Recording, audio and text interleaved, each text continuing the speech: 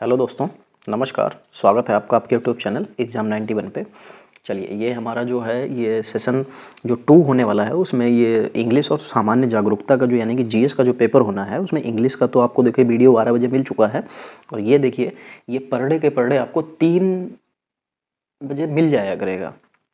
ठीक है, ये पर डे 3 बजे रहने देते हैं। 3 बजे ऐसा होता है कि बच्चे देखिए बहुत कुछ होता है। 3 बजे बच्चे सोने वाले सो भी रहे होते हैं, ठीक है, और बहुत से बच्चे सो रहे होते हैं। कुछ बच्चे जो है ऑफलाइन कोचिंग भी करते हैं तो उनकी कोचिंग का टाइम भी होता है। तो एक काम करते हैं, इसको शाम को 5 बजे रख देते हैं।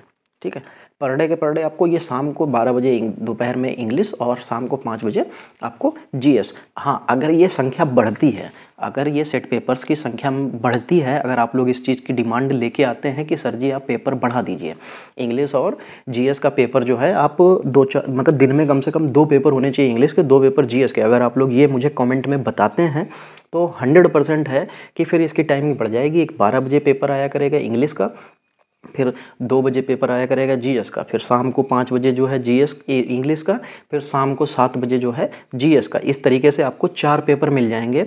ठीक है, English GS English GS English GS करके। तो ये आप लोगों के ऊपर डिपेंड करता है कि अगर आपको ये चीज़ चाहिए है तो आप मुझे कमेंट में बताइए कि हाँ आपको इसकी संख्या बढ़ाई जाए या नहीं बढ़ाई जाए। चलिए दोस्तों, अपनी क्लास स्टार्ट करते हैं। बाकी आप कमेंट में बता दीजिएगा। बाकी आप लोग वीडियो को भाई लाइक भी करते रहा करें। ठीक, वीडियो को लाइक करना भी बहुत ज़रूरी है दोस्तों। वीडियो को लाइक ज़रूर करें और वीडियो को शेयर करके जो लोग नए हों सब चैनल को सब्सक्राइब जरूर कर लें। चलिए, पहला क्वेश्चन देखते हैं। निम्न में किस संगठन ने वैश्विक आर्थिक स्वतंत्रता सूचकांक 2020 वार्षिक रिपोर्ट यानी कि global economic freedom index 2020 annual report जारी की? ये कौन जारी करता है? ये जारी करता है द हेरिटेज फाउंडेशन। कौन जारी करता है? The heritage foundation. इसमें जो है भारत 56.5 अंकों के साथ 120 स्थान पर रहा था। ठीक, और ये 26वां संस्करण था। इस सूचकांक में लगभग 180 देश भाग लिए थे। कितने भाग लिए थे? 180 देशों ने इसमें भाग लिया था। चलिए, फिर 42 नंबर देखिए कि चंद्रमा या एक उपग्रह की कक्षा में पृथ्वी के निकटतम बिंदु को क्या कहते हैं? गज पृष्ठ, जिसको हम एप्सिस कहते हैं, भू समीपक यानी कि पेरिरीज कहते हैं, भूम्योच्च यानी कि एपीजी कहते हैं, ग्रहण कहते हैं, जिसको एक्लिप्स कहते हैं। तो दोस्तों जो देखो, चंद्रमा या एक उपग्रह की कक्षा में पृथ्वी के निकटतम बिंदु को कहा जाता है भू समीपक, पेरिजी कहा जाता है उसको। चलिए, ठीक, क्योंकि देखिए ये दीर्घ वृत्ताकार कक्षा के चारों ओर घूमता है। इसमें एक टाइम ऐसा आता है जब पृथ्वी के नजदीक आएगा, फिर दूर भी जाएगा। चलिए, फिर लिखा हुआ है 43 नंबर में, निम्नलिखित में से किस गुफा में पद्मपाणि बोधिसत्व नामक पेंटिंग पाई गई है? पद्मपाणि बोधिसत्व नामक पेंटिंग पाई गई किस गुफा के अंदर पाई गई है? तो अजंता गुफा 4, अजंता गुफा 2, अजंता गुफा 3 और अजंता गुफा 1। तो ये देखिए ये गुफाएं हैं, उसके अंदर ये इस तरीके के पार्ट डिवाइड हो रखे हैं। तो ये किस पार्ट में पाई गई है? तो दोस्तों ये डी पार्ट में आपको मिल जाएगी। ये चौथा पार्ट यहाँ पे यानी कि अजंता गुफा जो वन है इसमें पद्मपाणि बोधिसत्व जो है नामक पेंटिंग पाई गई है। इसमें जो बौद्ध धर्म के बोधिसत्व, कोई भी ऐसा व्यक्ति होता है जो बोधिसत्व की ओर अग्रसर होता है, संस्कृत में उसको क्या कहा जाता है? पद्मपाणि। ठीक है, यानी कि कमल धारण करने वाला। ठीक है, इसका मतलब बोधिसत्व अपने दाहिने हाथ में एक नीला कमल पकड़े हुए खड़े दिखाए गए हैं। चलिए,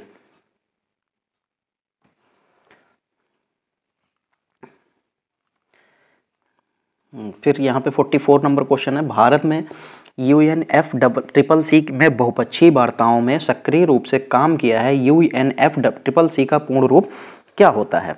तो देखो, इसका जो पूर्ण रूप होता है वो होता है United nation framework convention on climate change होता है। क्या होता है? यूनाइटेड नेशन फ्रेमवर्क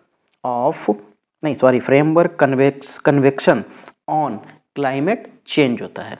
तो देखिए, यूनाइटेड नेशन फ्लोशिप है, काट दीजिए। यूनाइटेड नेशन फ्रेमवर्क है, काट दीजिए। यूनाइटेड नेशन देखिए मैंने सेकंड वाला ध्यान नहीं दिया जल्दबाजी में। क्या लिखा है? यूनाइटेड नेशन फ्रेमवर्क, लेकिन यहाँ पे दोस्तों ऑफ लिखा है। ऑफ नहीं होता, क्या होता है? कन्वेंशन ऑन होता है, तो ऑफ नहीं होगा। यूनाइटेड नेशन फ्लोरशिप तो काट ही दीजिए, United nation framework convention on climate change, बिल्कुल सही हो जाएगा। चलिए आगे बढ़ते हैं। लिखा हुआ है निम्न में कौन सा आमतौर पर कृषि में उपयोग किए जाने वाले उर्वरकों में पाया जाने वाला एक मूलभूत पादप पोषक तत्व है। तो मरकरी लिखा हुआ है, सोडियम लिखा हुआ है, आर्सेनिक लिखा हुआ है और पोटेशियम लिखा हुआ है। ठीक है, तो उसने क्या कहा है कि कौन सा आमतौर पर कृषि में उपयोग किए जाने वाले उर्वरकों में पाए जाने वाला मूलभूत पादप पोषक तत्व है, तो ये पोटेशियम होता है। कौन होता है? पोटेशियम। और जो इसमें एनपीके जो होता है, ये एनपीके रूप में पाया जाता है, एनपीके। ठीक है, जिसमें नाइट्रोजन, फास्फोरस और पोटेशियम, ये तीन चीज़ें होती हैं। इनका जो रेशियो होता है, किसके रेशियो में होता है? ये 4:2:1 के रेशियो में होते हैं। ठीक है, चलिए 46 देखिए। निम्न में किसका उपयोग भारतीय रिजर्व बैंक की मौद्रिक नीति को लागू करने में प्राथमिक साधन के रूप में किया जाता है? रेपो दर, मुंबई अंतर बैंक प्रस्तावित दर, वचन पत्र, मांग मुद्रा। तो जो भारतीय रिजर्व बैंक की मौद्रिक नीति को लागू करने के लिए के प्राथमिक साधन के रूप में प्रयोग किया जाता है, तो ये दोस्तों रेपो दर होता है। क्या होता है? रेपो दर। देखो, जो आरबीआई होती है, तो वो कमर्शियल बैंकों को या जो वित्तीय संस्थाएं संसाधन होते हैं, संसाधन नहीं, संस्थान होते हैं। ठीक है, और जो जैसे उनको जो है एक सरकारी सिक्योरिटी के बदले में, तय किए गए समय के बदले में ऋण देता है। जैसे बैंक गया, बैंक ने क्या कहा कि भाई हमें तो जो है थोड़ा सा पैसा चाहिए है, तो आरबीआई ने कहा कोई दिक्कत नहीं है भाई, हम पैसा दे देंगे, लेकिन उसके लिए भाई आपको कुछ सिक्योरिटी तो देनी पड़ेगी। हम आपको किसके बदले में पैसा दे दें? तो सिक्योरिटी के बदले में वो क्या करेगा? उसको ऋण दे देगा। ठीक है, और फिर वो क्या करता है? जो ऋण होता है उसके एवरेज में उससे एक ब्याज लेता है। यही जो होता है ये क्या कहलाती है? यही रेपो दर कहलाती है। वो किस दर पे उसको वो पैसा देगा, ये क्या कहलाती है? ये रेपो दर कहलाती है। ठीक है, और जो रेपो दर होती है, इसी के तहत जो है आरबीआई अनुसूचित बैंकों के साथ सृजन क्षमता को प्रभावित करता है। ठीक है, तो ये याद रखिएगा, रेपो दर होता है। चलिए फिर यहाँ पे क्या है लिखा हुआ है कि निम्न में कौन सा उपकरण कंप्यूटर द्वारा निर्मित परिणाम को मशीन पठनीय, यानी कि मशीन जो है रीडेबल के रूप में स्वीकार करता है? निम्न में से कौन सा उपकरण कंप्यूटर द्वारा निर्मित परिणाम को मशीन पठनीय, अच्छा मशीन पठनीय, तो देखो सीधे से बात समझिए आप कि के रूप में स्वीकार करता है, तो ये मशीन रीडेबल हो जाएगा, तो वो किसके रूप में हो जाएगा? वो प्रिंटर के रूप में हो जाएगा। किसके रूप में हो जाएगा दोस्तों? प्रिंटर के रूप में। एक तो ये बिल्कुल नीचे पहुंच जाता है, फिर इसमें तो ये लगाना भी मुश्किल हो जाता है। किसके रूप में? तो दोस्तों प्रिंटर के रूप में हो जाएगा। किसके रूप में? प्रिंटर के रूप में। ठीक है, देखिए जिसको भी कंप्यूटर में कोई प्रॉब्लम हो, आप मेरे चैनल पे ही जाइए, आपको कंप्यूटर के वहाँ पे बहुत से वीडियो मिल जाएंगे। आप उस पे जाके आप कंप्यूटर के बारे में सारी जानकारी ले सकते हैं। भले ही एक क्वेश्चन आपको कंप्यूटर का मिले, लेकिन वो आपसे गलत नहीं होगा, ये गारंटी है। चलिए, निम्न में कौन सा कारक कृषि भूमि की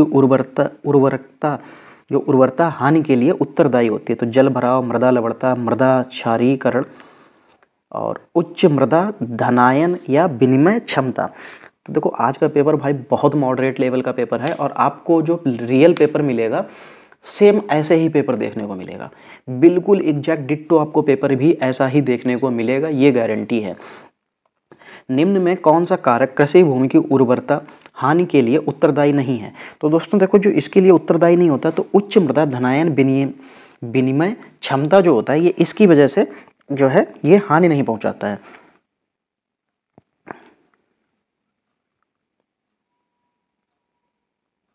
चलिए आगे बढ़ते हैं। फिर लिखा हुआ है सूर्यधार झील निम्न में किस राज्य में स्थित है? मेघालय, उत्तराखंड, अरुणाचल प्रदेश या हिमाचल प्रदेश? अच्छा देखो, जो सूर्यधार झील जो है ये दोस्तों कहाँ पड़ेगा? ये उत्तराखंड में पड़ेगा। ठीक है, और उस समय के जो मुख्यमंत्री थे कौन थे? ये त्रिवेंद्र सिंह रावत थे। ये 2020 की बात है। ठीक है, और ये डोईवाला के भोगपुर में जो जाखन नदी है उस पर बनाई गई है। ठीक है, ये उसी पे बनाई गई झील है और इसका उद्घाटन जो है किसने किया था? जो उस समय के मुख्यमंत्री थे, कौन थे? त्रिवेंद्र सिंह रावत थे। इन्होंने किया था। कब किया था? ये 29 नवंबर 2020 को किया था। ये लगभग जो है 2 दर्जन गांवों को जल पर्याप्त मात्रा में उपलब्ध कराएगी। ठीक है, और इससे पर्यटन को बढ़ावा भी मिलेगा। चलिए 50 नंबर, निम्न में किस राज्य में श्री भ्राम रामबा मल्लिकार्जुन मंदिर स्थित है? बहुत भाई टफ पेपर है आज का। तमिलनाडु, उड़ीसा, महाराष्ट्र या आंध्र प्रदेश? तो जो ये भ्राम रामबा मल्लिकार्जुन मंदिर जो है ये दोस्तों पड़ता है आंध्र प्रदेश में। ठीक है, जो श्रीशैलम है ये आंध्र प्रदेश में नल्लमल्ला पहाड़ियों के जो सपाट शीर्ष पर भगवान जो मल्लिकार्जुन का मंदिर है, ठीक है, ये वहीं पे है। श्री भंब रामबा मल्लिकार्जुन मंदिर या श्रीशैलम मंदिर शिव और पार्वती को समर्पित है और ये हिंदू मंदिर है। चलिए फिर आगे बढ़ते हैं। भारत में कौन सा हेलिकोबैक्टर पायरोली हेलिकोबैक्टर पायरोली के कारण होता है? चिकनगुनिया, दाद, रुबेला या जठर शोथ? तो जो हेलिकोबैक्टर पायरेली का जो एक प्रकार है वो जीवाणुओं का प्रकार है। किसका है? जीवाणुओं का। ठीक है, जो पेट को संक्रमित करता है और उससे क्या होता है? जठर का मतलब क्या होता है? पेट। ठीक है, जिसको जठराग्नि भी बोलते हैं, उसको पेट की अग्नि। तो जठर क्या होता है? पेट होता है। ठीक है, जठर शोथ जो होता है यही रोग का कारण बनता है। और ये क्या है? ये एक तरीके का सामान्य बैक्टीरिया है जो सभी लगभग पूरे विश्व में पाया जाता है। इसे पेट में जो आंतें होती हैं उसमें अल्सर बनने लगता है। तो यहाँ पे क्या आंसर हो जाएगा? जठर शोथ हो जाएगा।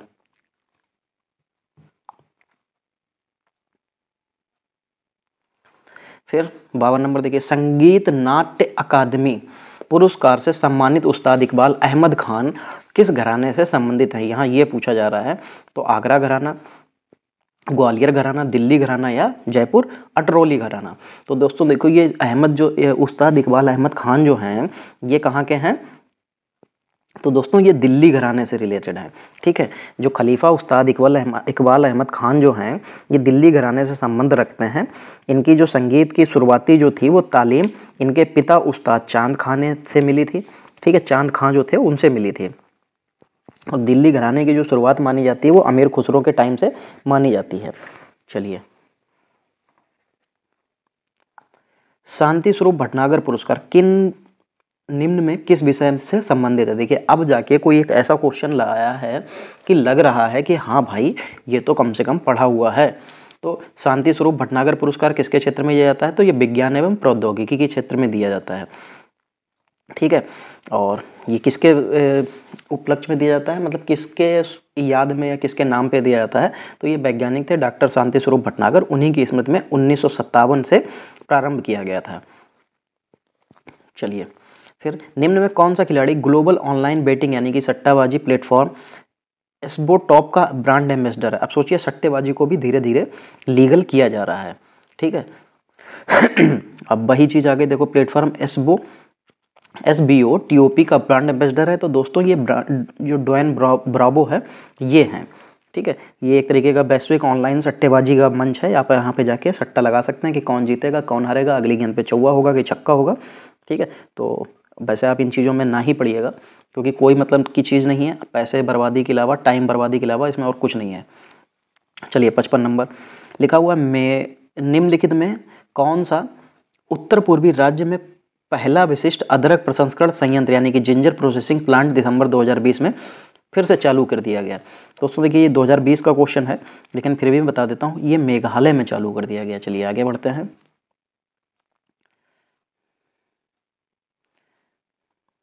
क्या लिखा हुआ है? दांदेली वन्यजीव अभ्यारण्य, दांदेली वाइल्ड लाइफ सेंचुरी निम्न में किस राज्य में स्थित है? देखिए ये क्वेश्चन बहुत बढ़िया क्वेश्चन है। तो झारखंड में, केरल में, सिक्किम में या कर्नाटक? तो जो दांदेली वन्यजीव अभ्यारण्य है ये कर्नाटक में स्थित है। ये कहाँ पड़ेगा? दक्षिण पश्चिमी भारतीय राज्य है। कर्नाटक कैसा है? दक्षिण पश्चिमी भारतीय राज्य है।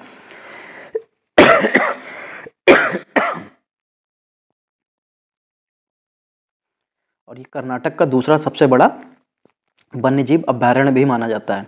चलिए अमरबेल, ठीक है। कस्क्यूटा इनमें से किस का एक उदाहरण है? सोपोसी, ठीक, इनको ऑटोट्रॉप भी बोलते हैं, पोसी या होस्ट, परजीवी पैरासाइट, मृतोजीवी, या इसको क्या बोलते हैं? सेप्रोट्रॉफ। तो अमरबेल जो है ये किसका उदाहरण हो जाता है दोस्तों? तो ये पैरासाइट यानी कि परजीवी का उदाहरण होता है। किसका होता है? परजीवी का। चलिए, विश्व का तीसरा सबसे ऊंचा पर्वत कौन सा है जो भारत और नेपाल की सीमाओं को जोड़ता है? देखिए, बहुत बढ़िया क्वेश्चन है, और ये क्वेश्चन तो आपको ज्योग्राफी से रिलेटेड, इंडिया की ज्योग्राफी से रिलेटेड क्वेश्चन है, तो आपको पता होना चाहिए कि विश्व का एक तो तीसरा सबसे कह दिया उसने, सबसे ऊंचा पर्वत है, और जो भारत और नेपाल की सीमाओं को जोड़ता है, तो दोस्तों कौन है ये कंचनजंगा है। कौन है? कंचनजंगा। ये उत्तर पश्चिम भाग में स्थित है, और इसकी जो समुद्र तल से ऊंचाई है वो कितनी है? 8586 मीटर की ऊंचाई है, ठीक है। और ये भारत का दूसरा और विश्व का तीसरा सबसे ऊंचा पर्वत है। चलिए, भारतीय संविधान के किस संशोधन द्वारा प्रस्तावना में समाजवादी और धर्मनिरपेक्ष शब्द जोड़े गए? तो संविधान जो है अधिनियम कौन सा था? 44वां संविधान संशोधन 1978 में, 41वां संविधान संशोधन 1976 में, 43वां संविधान संशोधन 1977 में, और लास्ट में क्या देखा है? 42वां संविधान संशोधन 1976 में। तो देखो, ये 42वां संविधान संशोधन था जिसके अंतर्गत ये समाजवादी और धर्मनिरपेक्ष राज्य को जोड़ा गया था। तो आपके सामने यहाँ पे आंसर कौन सा सही हो जाएगा आपके लिए? ये चौथा वाला आपका सामने यह सही हो जाएगा। चलिए,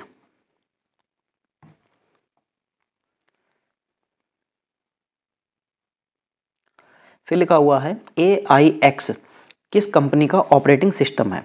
अच्छा भाई, बढ़िया क्वेश्चन है, और कंप्यूटर की अगर आपने क्लास मेरे से ले रखी होगी तो ये क्वेश्चन आपसे गलत नहीं होगा। AIX किस कंपनी का ऑपरेटिंग सिस्टम है? दोस्तों ये IBM का कंप्यूटर का ऑपरेटिंग सिस्टम है। किसका है? IBM का। AIX जो है उसकी फुल फॉर्म क्या होती है? AIX तो एडवांस इंटरेक्टिव एग्जीक्यूटिव बोला जाता है। ये IBM की कंपनी, IBM मतलब ऑपरेटिंग सिस्टम है। चलिए, 61 नंबर देखिए, निम्न में कौन सा ग्रंथ कश्मीर के राजाओं का विस्तृत विवरण देता है? तो आपको भी पता होगा, राजतरंगिणी है। कौन है? राजतरंगिणी है, जो कश्मीर के राजाओं का विस्तृत विवरण देता है। राजतरंगिणी किसने लिखी है? तो ये भी आपको पता होना चाहिए था। इसका आंसर आप लोग मुझे कमेंट में जरूर बताइएगा कि राजतरंगिणी किसने लिखी है। बहुत पॉपुलर की पुस्तक है, किसने लिखी है? ठीक है, ये आप लोग मुझे कमेंट में बताइएगा, राजतरंगिणी किसने लिखी है। चलिए, 62 देखिए, 62 में क्या लिखा हुआ है? निम्नलिखित में कौन सा प्रादेशिक निवास का उदाहरण है? अच्छा, निम्नलिखित में कौन सा प्रादेशिक निवास का उदाहरण है? अच्छा, दलदल, तालाब, घास भूमि या झील? देखो, दलदल में तो आप रह नहीं सकते, तालाब के अंदर भी आप ऐसे नॉर्मल तरीके से तो नहीं रह सकते, और झील में भी। तो बचा कौन सा? घास भूमि। तो घास भूमि जो है प्रादेशिक निवास का उदाहरण हो जाएगा। चलिए, फिर 63 नंबर में देखिए क्या लिखा हुआ है? निम्नलिखित में से किसे विश्वविद्यालय अनुदान आयोग यानी कि UGC का चेयरमैन फरवरी 2022 में नियुक्त किया गया? बहुत बढ़िया क्वेश्चन है, बहुत इंपॉर्टेंट क्वेश्चन है। M जगदीश कुमार हैं, जगदीश शेखर हैं। देखो अब यहाँ पे जगदीश और जगदीश, जिसमें सिर्फ जगदीश नाम याद कर रखा हो कंफ्यूज हो जाएगा। प्रवीण कुमार, आलोक सिंह। खैर, इतने थे तो मैंने ये तो बता ही दिया कि जगदीश हैं। अब जगदीश कौन है? तो M जगदीश कुमार, ये जो है UGC के नए अध्यक्ष बनाए गए हैं, और इन्होंने जो है DP सिंह का स्थान लिया है। किसका लिया है? DP सिंह का। ठीक, चलिए, अगला क्वेश्चन क्या है? अगला क्वेश्चन है, निम्नलिखित में किस टीम ने प्रो कबड्डी लीग खिताब 25 फरवरी 2022 को जीता? अब देखिए, ये तो हर साल होता है IPL के तरीके से, हर गेम का लगभग एक IPL होने लगा है। तो जो प्रो कबड्डी लीग का जो खिताब था, ये किसने जीता है? तो हरियाणा स्टीलर्स, UP योद्धा, दबंग दिल्ली या बंगलुरु? तो जो प्री कबड्डी लीग 2022 का जो खिताब है वो दबंग दिल्ली ने जीता है। किसने जीता है? दबंग दिल्ली ने। ठीक, और इसने किसको हराया है? इसने पटना पायरेट्स को हराया था। ठीक है, चलिए आगे बढ़ते हैं, और लास्ट पेज है, क्या लिखा है? गाई दिनलियू रेलवे स्टेशन पर जनवरी 2022 में पहली बार मालगाड़ी पहुंची। यह रेलवे स्टेशन कहाँ स्थित है? अच्छा, ये इसलिए इंपॉर्टेंट है क्योंकि यहाँ पर पहली बार रेलगाड़ी पहुंची है। अच्छा, तेमेंगलोंग मणिपुर, दीमापुर नागालैंड, नाहरलगुन अरुणाचल प्रदेश, अम्बासा त्रिपुरा। ठीक है, तो दोस्तों ये कहाँ पे है, तो ये तमेंगलोंग मणिपुर में स्थित है और 75 वर्षों में पहली बार जो है यहाँ पे कोई ट्रेन पहुँची है। इतने मतलब ये ऐसी जगह पे स्थित है कि जहाँ पे रेलगाड़ी या कोई भी ट्रेन नहीं पहुँच पाती थी। ठीक है, तो क्योंकि मणिपुर जो है वहाँ पे इस तरीके से, तो गाय जो तमेंगलोह जो दिखा हुआ है, ठीक है, यही एक रेलवे स्टेशन मणिपुर राज्य में तमेंगलोंग जनपद में है। ठीक है, और जो स्टेशन का नाम है वो क्या है, गाय दिनल्यू, लिख देता हूँ मैं।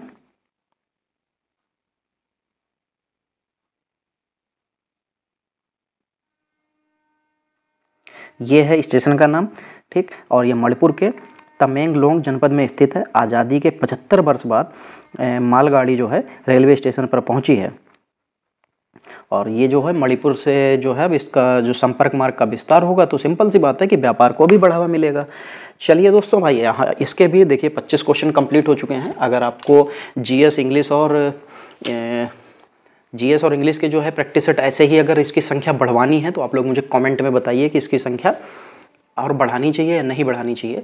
बाकी व्यूज़ देखिए कम हो रहे हैं दिन पर दिन, जहां हम लोग जो है 600-700 से व्यू मिलते थे, अब आप खुद देखिए कि पर डे में दिन में जो है अब पूरे मतलब 24 घंटे में 200 व्यूज़ नहीं हो पा रहे हैं। तो दोस्तों भाई देखिए इसकी संख्या भी बढ़ाइए। जैसे आप लोग 600 लोग 700 लोग देख रहे थे, वैसे ही इसको थोड़ा सा और बढ़ाइए। चलिए दोस्तों, अगर आपको ये सेशन अच्छा लगा है तो वीडियो को लाइक कीजिए, वीडियो को शेयर कीजिए, और अगर आप चैनल पे नए आए हैं तो चैनल को सब्सक्राइब करके बेल आइकन को ऑल पे क्लिक कर लीजिए, जिससे आपको सारी नोटिफिकेशंस मिलती रहें। चलिए दोस्तों, मिलते हैं अगली क्लास में, तब तक के लिए जय हिंद।